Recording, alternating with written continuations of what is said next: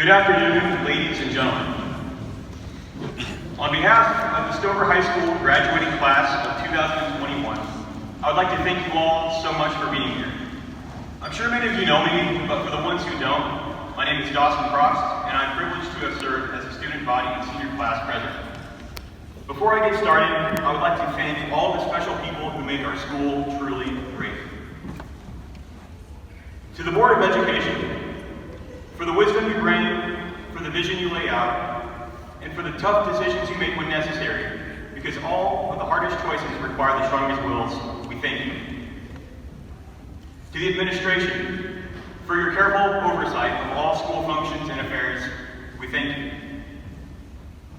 To the faculty and staff who work tirelessly each and every day for the sole purpose of ensuring that we receive a quality education, who push us to learn to the best of our ability, even on the days when we're stubborn and we don't really feel like it.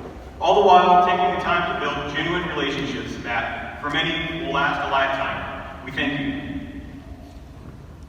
To the MCR1 maintenance and custodial departments, for keeping our grounds and learning environments beautiful, clean, and running efficiently, we thank you.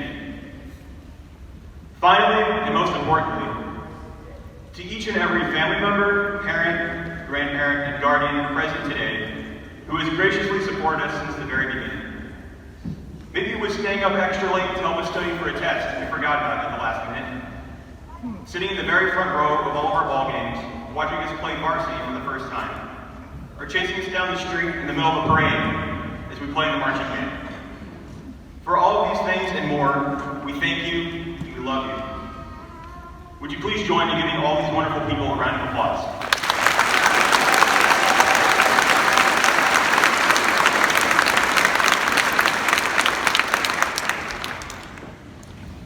Fellow classmates, I stand before you here today, not with the intent to give, the hallmark version of a graduation speech, where I gaze out upon this remarkable group of individuals and say that I see the world's future lawyers, doctors, engineers, and accountants.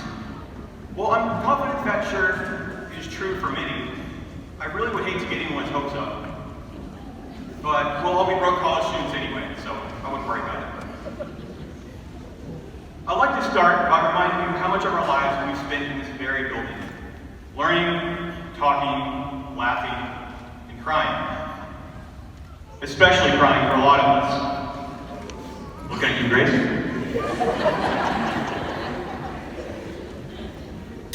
So assuming there's about 174 days in a school year and 7 hours in a school day, we've spent, at minimum, 17,052 hours of our lives here at Morgan County R1. Ms. Merrick, I'd appreciate it if you did check my math. It's been a minute since calculus. A lot of us have been together since kindergarten, preschool even, which is pretty remarkable. And for those of you who have joined us along the way, we're honored that you did and so grateful that you're here too. We've been through a lot together these past 13, 14 years, and I think it's safe to say that if a worldwide pandemic can't break us up, I think it's safe to say that nothing ever can and nothing ever will. Now it's time to take the obligatory walk down memory lane. Class, I want you guys to think back to freshman year. Freshman year, when we took all of our first steps into the world of higher education, greater responsibilities, and zit cream, and Axe deodorant. We learned pretty quickly that high school was nothing like the movies, and that we were, without a doubt, the runs of the pack. Nevertheless, we managed to overcome the oppression from upperclassmen, create lifelong friendships, and get a better understanding of what we were getting ourselves into for the next 3 years. Soon enough, sophomore year rolled around, and so did many of us in our new cars after becoming street legal. I would be lying if I said that all of us were perfect drivers, but accidents do happen. We've all hit something at one point or another, right? Light poles, mailboxes, innocent pedestrians.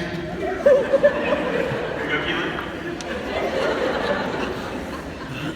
But that year we also grew as individuals and achieved new horizons by taking harder classes, setting new records, and becoming more involved in sports and extracurricular activities. Then, oh boy, came junior year. Simply put, it was a doozy. The workload was horrendous, not to mention stressing about the future, or wasting countless hours studying for the ACT. Thanks, COVID. But it wasn't all bad, though. That year, we got to welcome 4 exceptional individuals into our Bulldog family from the foreign exchange program. Although their time here was cut short, and so was our second semester, I can't help but be grateful for the memories that we still got to make together. I remember wondering whether or not we'd even get to have a senior year. Times were uncertain indeed, but even though it wasn't in the way that we originally anticipated, and despite the gallons of hand sanitizer, quarantining, mask wearing, and social distancing, class, we made it. Our journey to this point, round of applause.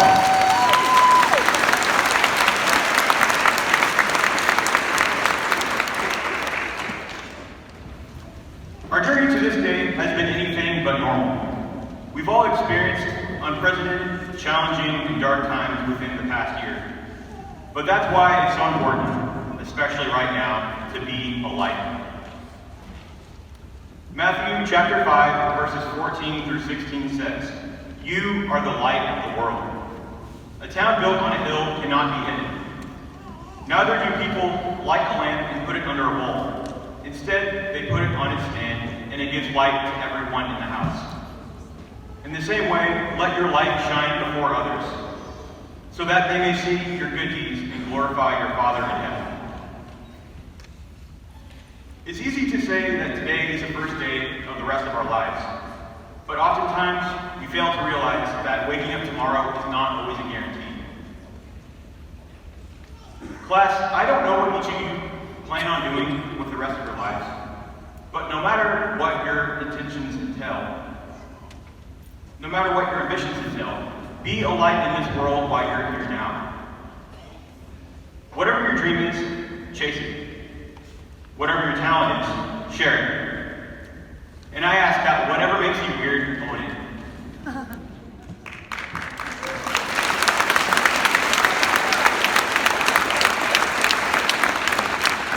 And remember to do so with courage and kindness. And do it with the people, surrounded by the people who love you and who make you truly happy. When you go home after this momentous and historic day, I want you to hug your friends and your family extra close. Last time around this month, I lost my beautiful grandmother, Sharon. I knew that whenever I was writing this speech, if I couldn't do this with her, I would do it for her. I know that I'm not the only one here today that's lost someone close to me. But class, I just want you to know that whoever they are, they have the best seat in the house, and they are so stinking proud of you.